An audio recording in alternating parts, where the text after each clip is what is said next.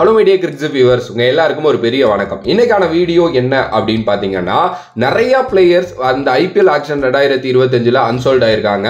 பொதுவாகவே அன்சோல்ட் ஆகுறது அப்படிங்கிறது சாதாரண ஒரு விஷயம் தான். ஆனால் இந்த ஆக்ஷனில் நிறைய ப்ரூவன் கமாடிட்டிலேருந்து வந்த நமக்கு தெரிஞ்ச ரொம்ப ஃபேமஸான இன்டர்நேஷனல் லெவலில் கலக்கிக்கிட்டு இருக்க பிளேயர்ஸே அன்சோல்ட் ஆனது அப்படிங்கிறது உண்மையிலுமே ஒரு ஷாக்கிங்கான விஷயத்தை கொடுக்குது. அப்படிப்பட்ட பிளேயர்ஸ் யார் யார் அப்படிங்கிறத பற்றி இந்த வீடியோவில் தெளிவாக பேசலாம். ஃபர்ஸ்ட்லி டேவிட் வார்னர் இந்த ஐபிஎல் ஆக்ஷன் 2025 அன்சோல்ட் ஆனது எனக்கு உண்மையிலுமே ரொம்ப கஷ்டமா இருந்துச்சு. எப்படி 2021 காலகட்டத்தில் நம்மளோட ரெய்னா நம்மளை விட்டு போயனப்போ அந்த அன்சோல்ட் ஆனப்போ ஒரு மூவ்மெண்ட் இருந்துச்சோ, அப்படிதான் சீரியஸ்லி இப்போ டேவிட் வார்னருக்கும் இருக்கு. ஏன்னா legend of the tournament and cup அடிச்சு கொடுத்த ஒரு கேப்டன், இதை தாண்டி ஒரு சீசன் அப்படின்னாலே 400 500 ரன் கன்ஃபார்ம் அப்படின்னு ஆடிட்டு இருந்த ஒரு பிளேயர் 2 கோடி ரூபாய் பேஸ் பிரைஸா போட்டாரு. ஆனா அவரை பாத்தீங்க அப்படின்னா யாருமே எடுக்கல. உண்மையிலுமே ஷாக்கிங்கான ஒரு விஷயம். திருப்பி ஆக்சலரேட்டர் ஆக்ஷன்லயாவது யாராவது எடுப்பாங்கன்னு நான் யோசிச்சப்போ அப்பயும் யாரும் எடுக்கல. ஒரு சில டீமுக்கு இவர் தேவைப்படும்னு இருந்தப்போ அவங்கள்ட்ட பர்ஸ் காலி ஆயிருச்சு. ஸோ ஒரு மாதிரி கொலாப்ஸ் ஆயிருச்சு அப்படின்னு தான் நான் சொல்லுவேன். பட் ஆனால் வார்னர் மாதிரி ஒரு பிளேயர் அன்சோல்ட் ஆனது உண்மையிலுமே இந்த ஐபிஎலுக்கே கிடைச்ச ஒரு மிகப்பெரிய அவமரியாதை அப்படின்னு தான் என்னைய பொறுத்த வரைக்கும் தோணுது. அதுக்கு அடுத்தபடியா Mustafizur Rahman Bangladesh left arm pacer. இதுக்கு முன்னாடி அவர் அன்சோல்ட் ஆயிருந்தாருன்னா அவர் இந்த லிஸ்ட்லயே நான் கொண்டு வந்திருக்க மாட்டேன். ஆனால் லாஸ்ட் இயர் அவரோட பெர்ஃபார்மன்ஸ் அப்படிங்கிறது ரொம்ப நல்லா இருந்தது. அது மட்டும் இல்லாமல் ஒரு ரிலையபிள் பெர்ஃபார்மரா T20 லீக்ஸ் வேர்ல்டு வைட்ல ஆடிட்டு இருக்காரு. ஒரு டெசிபேட்டிவ் கட்டர்ஸ் போடக்கூடிய ஸ்கில் இருக்கிற ஒரு டெத் பவுலர் இவர் கன்சிஸ்டன்டா நல்லா தான் விளையாண்டுட்டு இருக்காரு. அண்டர் பிரஷர் சிச்சுவேஷன்ல சூப்பரா ஆடிட்டு இருந்த ஒரு பிளேயர். லாஸ்ட் இயர் கூட சென்னை சூப்பர் கிங்ஸ் இவரை எடுத்து வச்சிருந்தாங்க. 14 விக்கெட் 9 மேட்சஸ்ல இவர் எடுத்தாரு. இவர் எப்படி அன்சோல்ட் ஆனாரு அப்படிங்கிறது ரொம்ப சர்ப்ரைஸா இருந்துச்சு.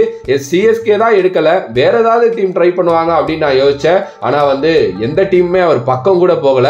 அதுக்கு காரணமும் அவரோட பேஸ் பிரைஸ் 2 கோடியா போட்டுதான். மேபி கம்மியா போட்டிருந்தாரு அப்படின்னா ஏதாவது ஒரு டீம் எடுத்து வச்சிருந்திருக்கலாம். அதுக்கு அடுத்தபடியா ஜானி பேஸ்டோ ஒன் ஆஃப் இங்கிலாந்து மோஸ்ட் டிஸ்ட்ரக்டிவ் T20 பேட்டர் அப்படிங்கிறது நம்ம எல்லாருக்குமே தெரியும். ரீசன்ட் டைம்ஸ்ல அவரோட ஃபார்ம்ல ஒரு டிப் இருக்குதா.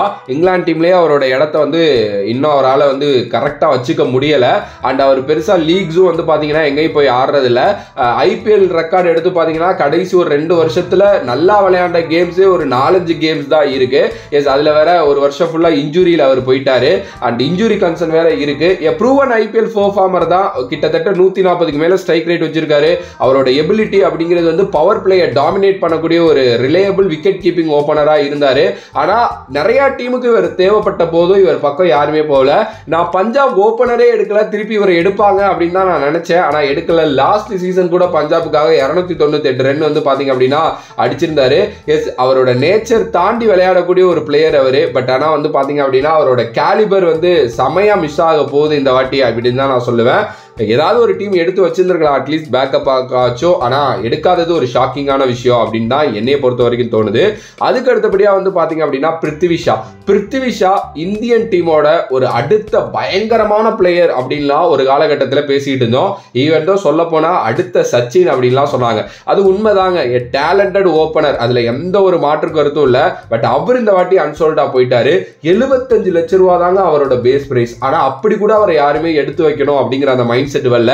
ஒரு அக்ரெசிவான ஓபனர், அதே நேரத்தில் பவர் பிளேயை டாமினேட் பண்ணக்கூடிய ஒரு ஓபனர். சாவோட கன்சிஸ்டன்சி அண்ட் ஃபிட்னஸ் இஷ்யூ தான் பாத்தீங்கன்னா அவரை இந்த அளவுக்கு இழுத்துட்டு விட்டுருக்கு அப்படின்னே சொல்லலாம். ஏன்னா ரீசன்ட் டைம்ஸ்ல மும்பை ரஞ்சி டீம்ல இருந்து அவரை தூக்குனாங்க. இப்ப சையத் முஸ்தாக் அலி ஆடுறாரான்னு கூட எனக்கு தெரியல. பயங்கரமா வெயிட் போட்டாரு. எஸ், அவர் பாத்தீங்க அப்படின்னா எப்படி வினோத் காம்ப்ளிக்கு ஒரு கதை சொல்லுவாங்களோ அந்த மாதிரி பிருத்திவி ஷாவுக்கு ஃபியூச்சர்ல ஒரு கதை சொல்லலாம் போல. எனக்கு உண்மையிலுமே வருத்தமா தான் இருக்கு. ஏயா உங்ககிட்ட என்னதாயா இல்ல, டேலண்ட் இருக்கு, ஸ்கில் இருக்கு, காசு இருக்கு, தயவு செஞ்சு அந்த உடம்ப ரெடி பண்ணி மைண்ட் செட்டை ரெடி பண்ணி திருப்பி தான் வாவேயா. ஏன்னா இப்ப சுப்மன் கில் பிடிச்சிருக்கிற இடத்த பிருத்திவி ஷா தான் பிடிச்சி வச்சிருக்கணும் இந்தியன் டீம்ல. சத்தியமா அந்த பையன் விட்டுட்டாங்க. சின்ன பையன் தாங்க, ஆனா எனக்கு தெரியல. பட் இன்ஜூரி கன்சர்ன் நிறைய இருக்கு. மேபி பார்க்கலாம் யாருக்காவது ரீப்ளேஸ்மெண்டா எதுவும் வர்றாரா என்ன அப்படின்ட்டு. ஆனா பிருத்திவி ஷா ஒரு ஐபிஎல் சீசன்ல அன்சோல்ட் ஆவாரு அப்படிங்கறதெல்லாம் காலத்தோட கட்டாயமா தான் இருந்திருக்கு. நான் நினைச்சு கூட பார்க்கல. அதுக்கு அடுத்த அடுத்தபடியா மயங்க் அகர்வால் கர்நாடகா பேட்டர். அவருக்கும் வந்து பாத்தீங்க அப்படின்னா ஐபிஎல்ல ஒரு நல்ல எக்ஸ்பீரியன்ஸ் இருக்கு, நல்ல ஒரு கன்சிஸ்டண்டா ஆடக்கூடிய ஒரு பிளேயர் தான். அட் த சேம் டைம் கேப்டன்சிலாம் வந்து பண்ணியிருக்காரு. பட் அவருக்கே இந்த ஒரு விஷயம் டிசப்பாயிண்ட் ஆயிருக்கும், ஏன்டா நான் ஒரு பேக்கப்புக்கு கூட ஒத்து போக மாட்டேன் அப்படின்ட்டு. ஏன்னா மயங்க் அகர்வால் பாத்தீங்க அப்படின்னா லாஸ்ட் இயர் எஸ்ஆர்ஹெச் எடுத்திருந்தாங்கன்னு நினைக்கிறேன். எடுத்திருந்த வேகத்துக்கு வந்து பாத்தீங்க அப்படின்னா அவர் வந்து ஆப்வியஸ்லி இறக்கி விட்டாங்க. ஏன்னா அவர் வந்து ஒரு ப்ரூவன் கமாடிட்டியில இருக்கிற ஒரு பிளேயர். அவரோட ஃபார்ம் கொஞ்சம் இதா இருந்தாலும் பரவாயில்ல, ட்ரை பண்ணி பார்ப்போம்னு பார்த்தாங்க இல்லையா, அதுதான் அவருக்கும் அவரோட கெரியருக்கும் கொடுக்குற மரியாதை. ஆனா இப்போ அவர் வந்து அன்சோல்ட் ஆயிட்டாரு. அதுக்கு காரணம் அவர் பெருசா ஆடவே இல்லைங்க. அவர் வந்து டொமஸ்டிக்லயும் ஒழுங்கா ஆட மாட்டேங்கிறாரு, அவ்வளவுதான், முடிச்சு விட்டாங்க அவரை. ஸோ இதுக்கப்புறம் திருப்பி ஐபிஎல்குள்ள ப்ரூவ் பண்ணி வர்றது அப்படிங்கிறதெல்லாம் சாதாரண விஷயம் கிடையாது. பட் ஆனால் அது முடியாத விஷயம் அப்படின்னு நான் சொல்லலை, கண்டிப்பா முடியும், பார்ப்போம் என்ன நடக்க போகுது அப்படின்ட்டு. அதுக்கு அடுத்தபடியா ஷர்துல் தக்கூர். ஷர்துல் தக்கூரோட எலிமினேஷன் இந்த ஐபிஎல்ல இருந்து என்னைய பெருசா ஷாக் பண்ணிச்சு அப்படின்னு சொல்லலாம். ஏன்னா ஒரு இந்தியன் ஆல்ரவுண்டர் கிடைக்கிறதுங்கிறது சாதாரண விஷயம் இல்ல. ப்ரோ ஷர்துல் தக்கூர் ஆல்ரவுண்டரா அப்படின்னா கண்டிப்பா ஆல்ரவுண்டர் தாங்க. 95 மேட்ச் விளையாண்டிருக்காரு, 68 விக்கெட் எடுத்திருக்காரு, அண்டர் பிரஷர்ல விக்கெட் எடுக்கக்கூடிய ஒருத்தர், ஒரு விக்கெட் டேக்கிங் ஆப்ஷன் இருக்கக்கூடிய ஒருத்தர், பேட்டிங் அபிலிட்டியும் இருக்கு லோவர் ஆர்டர்ல. ஆனா எப்படி அவரை விட்டாங்க அப்படிங்கிறது தெரியல. சிஎஸ்கேவாவது போய் எடுத்து வச்சிருவாங்க அப்படின்னு தான் நான் யோசிச்சேன். பட் அகைன் அண்ட் அகைன் சொல்றதா 2 கோடி ரூபாய் பேஸ் பிரைஸ் அப்படிங்கிறது தான் இவருக்கும் தட்டுப்பாடா இருந்துச்சுன்னு நினைக்கிறேன். ஏன்னா 2வது நாள்ல பாதி டீமுக்கு பர்ஸே காலி ஆயிருச்சு. 2வது நாள்ல நிறைய பிளேயர்ஸ் வந்து அன்சோல்ட் ஆகி போயிட்டாங்க.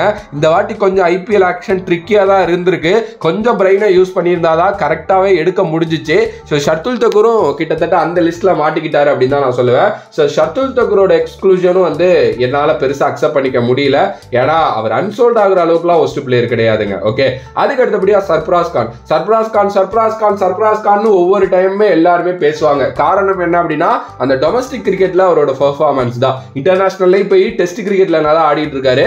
ஆனா டீம் ஓனர்ஸுக்கும் டீமோட கோச் மெம்பர்ஸ் அண்ட் ஸ்டாஃப்ஸ் எல்லாருக்குமே தெரிஞ்சிருக்கு, டெஸ்ட் கிரிக்கெட் வேற ஐபிஎல் வேற, அங்க ஃபுல்லா பண்ணலாம், இங்க பண்ண முடியாது அப்படிங்கிறது ரொம்ப நல்லா தெரிஞ்சிருக்கு. அதனாலேயே சர்ஃப்ராஸ் கானை ஒவ்வொரு வருஷமும் அன்சோல்ட் ஆக்கி விட்டுறாங்க. இந்த வருஷமா அவர் எடுக்கல. ஆனா இந்த வருஷம் அவர் மேல ஒரு நம்பிக்கை வச்சிருந்தாங்க, யாராவது ஒரு டீமாவது எடுப்பாங்கன்ட்டு. கிட்டத்தட்ட அவர் இன்டர்நேஷனல் ஆடிட்டு டொமஸ்டிக் வர அந்த கேப்ல அவர் வந்து பாத்தீங்க அப்படின்னா நிறைய ட்ரையல்ஸ் எல்லாம் போனாருன்னு கூட நான் ஒரு சில வெப்சைட்ல படிச்சிருந்தேன். பட் அவர் மேலே யாரும் பெருசா கண்டு வைக்கல. ஆப்வியஸ்லி அது எனக்கு கொஞ்சம் தெரிஞ்ச விஷயம் தான், அவரை எடுக்க மாட்டாங்கன்ட்டு. பட் ஆனா மேபி நான் சொல்றேன். அதுக்கு அடுத்தபடியா பதுன் நிஷங்கா வந்து பாத்தீங்கன்னா ஒரு Sri Lankan opener, classical stroke play வச்சிருக்கிற கன்சிஸ்டன்ட் பர்ஃபார்மர், எல்லா ஃபார்மேட்லயுமே தன்னை அடாப்ட் பண்ணி ஆடக்கூடிய எபிலிட்டி இருக்கிற ஒரு பயங்கரமான பிளேயருங்க அவரு. நான் அவரை ரொம்ப ரொம்ப ஈகரா பார்த்துக்கிட்டு இருந்தேன், ஏதாவது ஒரு டீம் எடுப்பாங்களா அப்படின்ட்டு. ஒரு சூப்பரான T20 ப்ராஸ்பெக்ட் தான் அவரை எடுத்து வைக்கலாம், ஒரு பேக்கப் ஓபனரா விளையாட உள்ளா. அவர்கிட்ட ஒரு நல்ல ஸ்டெபிலிட்டி இருக்கு, நல்ல ஒரு எபிலிட்டி இருக்கு, அடாபிலிட்டி பயங்கரமா வந்து பாத்தீங்க அப்படின்னா இருக்கு. இன்ஜுரி கன்சர்ன்ஸ் லைட்டா இருந்தாலுமே எனக்கு தெரிஞ்சு சூப்பரான ஒரு பிளேயர். பதுன் நிஷங்காவை எப்படி விட்டாங்க அப்படிங்கிறது எனக்கு தெரியல. அதான் அகைன் அண்ட் அகைன் நான் சொல்றது மட்டும்தான், அந்த காசுங்கிற ஒரு விஷயம் வந்து இங்க பெரிய ஒரு ரூல் ஒன்று பண்ணிட்டு போயிருச்சு. ஆனா பதுன் நிஷங்கா உண்மையுமே டிசர்வ் ஃபார் அ சான்ஸுங்க. அவர் நல்லா ஆடிட்டு இருக்காரு இன்டர்நேஷனல் லெவல்ல அப்படிங்கிறப்போ எனக்கு தெரிஞ்சு அவர் ஏதாவது ஒரு டீம் எங்கேயாவது கொக்கி போட்டு தூக்கி இருந்திருக்கலாம் அப்படின்னு தான் வந்து தோணுது. அண்ட் இதெல்லாம் தான். அண்ட் இதை தாண்டி கூட ஒரு சில ஷாக்கிங் அன்சோல்டு நம்ம பார்த்தோம். லைக் வந்து ஜிம்மி ஆண்டர்சன், அவர் வந்தா யாராவது எடுப்பாங்க அப்படி இப்படிலாம் சொல்லிட்டு இருந்தாங்க. அவர் வந்து அன்சோல்ட் ஆனாரு. நவீன் உள்ள அன்சோல்ட் ஆனது வந்து உண்மையிலுமே எனக்கு மறுபடியும் என்னடா இது அப்படிங்கிற மாதிரி தான் இருந்துச்சு. ஏன்னா அவருமே யாராவது எடுப்பாங்க அப்படின்னு தான் நான் யோசிச்சிருந்தேன். அதே நேரத்தில் வந்து பாத்தீங்க அப்படின்னா அல்ஜாரி ஜோசப் அன்சோல்ட் ஆனதும், ஏன்னா லாஸ்ட் இயர் ஒரு நல்ல பிரைஸ் அமௌண்ட்டுக்கு போனாரு, ஆனா பெரிய பெர்ஃபார்மன்ஸ் இல்ல, அது நம்ம எல்லாருக்குமே தெரியும். பட் அவருமே வந்து பாத்தீங்க அப்படின்னா அன்சோல்ட் ஆயிட்டாரு. இதை தாண்டி வந்து இன்னொரு ஒரு பெரிய அன்சோல்டான ஒரு பிளேயர் அப்படின்னா கெயின் வில்லியம்சன். கெயின் மாமா வந்து T20 பேட்டர் கிடையாது தான், நான் அதை ஒத்துக்குவேன். ஆனா சில டீமுக்கு வந்து சில பிச்சு கண்டிஷனுக்கு ஏற்ற மாதிரி ஆங்கர் பண்ணக்கூடிய பிளேயர் வந்து பாத்தீங்க அப்படின்னா தேவை. இப்போ நீங்க ஒரு லக்னோவா இருக்கட்டும், இல்ல சிஎஸ்கேவா இருக்கட்டும், இல்ல டெல்லி மாதிரி பிச்சஸ்க்குலாம் வந்து போயிட்டு ஆங்கர் பண்ணப்பா, ஏன்னா டக்குன்னு விக்கெட் விழுகுது அப்படிங்கிறப்போ கெயின் மாமா வந்து பிடிச்சிட்டு நின்றுவாப்ல அப்படியே ஒரு சைடு. பட் அவர் வந்து பாத்தீங்க அப்படின்னா அன்சோல்ட் ஆனது எனக்கு கொஞ்சம் இதுவாக தான் இருக்கு. அதுக்கு அடுத்தபடியா லாஸ்ட் பிளேயரா நான் வச்சிருக்கிறது வந்து சிகந்தர் ராசா. அந்த பையன் வந்து செம டேலண்ட்டுங்க, ரொம்ப சூப்பரான ஒரு பிளேயர் ஃப்ரம் ஜிம்பாப்வே. அவர் வந்து ஐபிஎல்ல நல்லாவும் பண்ணியிருக்காரு, பஞ்சாபுக்காக நிறைய விக்கெட்ஸ் எடுத்திருக்காரு, ரன் அடிச்சு கொடுத்துருக்காரு, குரூஷியலான டைம்ல நிறைய கேம்ஸ் ஜெயிச்சு கொடுத்துருக்காரு. அவரை எப்படி விட்டாங்க அப்படின்னு தெரியல. அகைன் மேபி 1,25,00,000 அவரோட பேஸ் அமௌண்டா இருந்துச்சு, அது ஒரு ரீசனா இருக்கலாம் அப்படிங்கிற மாதிரி எனக்கு தோணுது. ஸோ அவரு வந்து பாத்தீங்க அப்படின்னா அன்சோல்ட் ஆனாரு. இவ்வளோ பிளேயர்ஸ் அன்சோல்ட் ஆயிருக்காங்களா அப்படின்னா இதை தாண்டி ஆல்மோஸ்ட் வந்து பாத்தீங்க அப்படின்னா 120க்கு மேற்பட்ட பிளேயர்ஸ் வந்து அன்சோல்ட் ஆயிருக்காங்க. எல்லார பத்தியும் நம்ம பேச முடியாது, ஒரு சில முக்கியமான பிளேயர்ஸை பத்தி தான் பேச முடியும். அதுக்காக தான் இந்த ஒரு வீடியோ. ஸோ உங்களோட கருத்து இதை பத்தி என்ன? நீங்க இந்த அன்சோல்டு இதுல வந்து யாரை பார்த்து ரொம்ப ஷாக் ஆனீங்க அப்படின்ட்டு மறக்காம கமெண்ட் பாக்ஸ்ல கமெண்ட் பண்ணுங்க. If you like the video please like, share and subscribe to நம்மளோட கிரிக்ஸிப் சேனல். வேற ஒரு வீடியோல வேற ஒரு கான்செப்ட்ல வந்து உங்களை சந்திக்கிறேன். Other than bar from this is VJ Money. Love you all. Stay safe மக்களே.